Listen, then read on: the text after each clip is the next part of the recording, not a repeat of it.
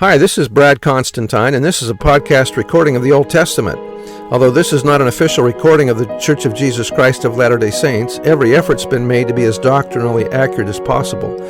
I'll be using for the text the Joseph Smith translation of the Old Testament, along with many commentaries from general authorities of the Church, BYU professors, Bible scholars, and others.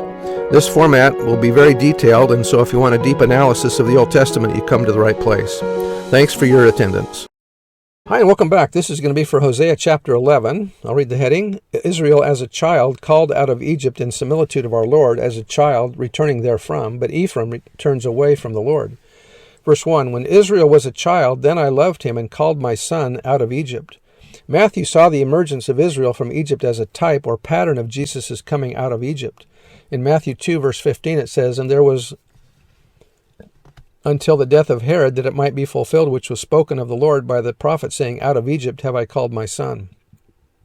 Verse 2, As they called them, so they went from them. They sacrificed unto Baalim and burned incense to graven images. I taught Ephraim also to go, taking them by their arms, but they knew not that I healed them. Like a father with a toddler, he had taught Ephraim to walk. I drew them with the cords of a man, in other words, leading strings to teach a child to walk, with bands of love.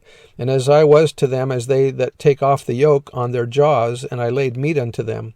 He shall not return unto the land of Egypt, but the Assyrian shall be his king, because they refused to return.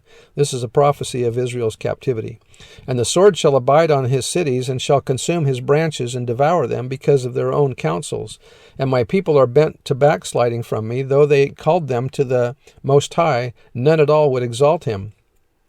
How shall I give thee up, Ephraim? How shall I deliver thee, Israel? How shall I make thee an Admah?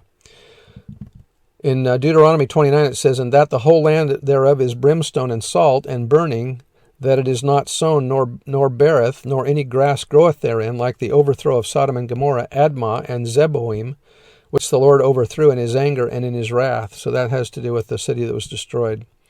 Continuing verse 8, How shall I set thee as Zeboim? So that has reference to the same thing in Deuteronomy. My heart is turned toward thee, and my mercies are extended to gather thee. His original feelings of parental love still persisted, and although he must punish his people, he vowed that he would check his anger. Verse 9, I will not execute the fierceness of mine anger. I will not return to destroy Ephraim, for I am God, and not man, the Holy One in the midst of thee, and I will not enter or come in anger into the city.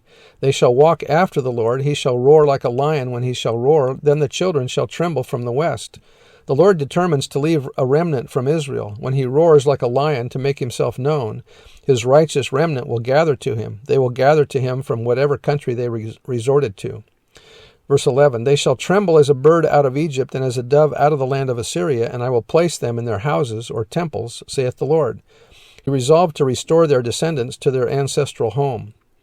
In Jeremiah 3:18 it says, In those days the house of Judah shall walk with the house of Israel, and they shall come together out of the land of the north to the land that I have given for an inheritance unto your fathers. And that has to do with things that will happen at the second coming or in the millennium. Verse 12, Ephraim compasseth me about with lies, and the house of Israel with deceit. But Judah yet ruleth, or walks with God, and is faithful with the saints. Ephraim is already near to destruction, but Judah is not yet ripe. Remember that Ephraim is the northern kingdom, and Judah is the southern. Ephraim gets taken captive about 120 or so years before Judah does. Anyway, that's the end of the chapter, and we'll see you next time. Bye.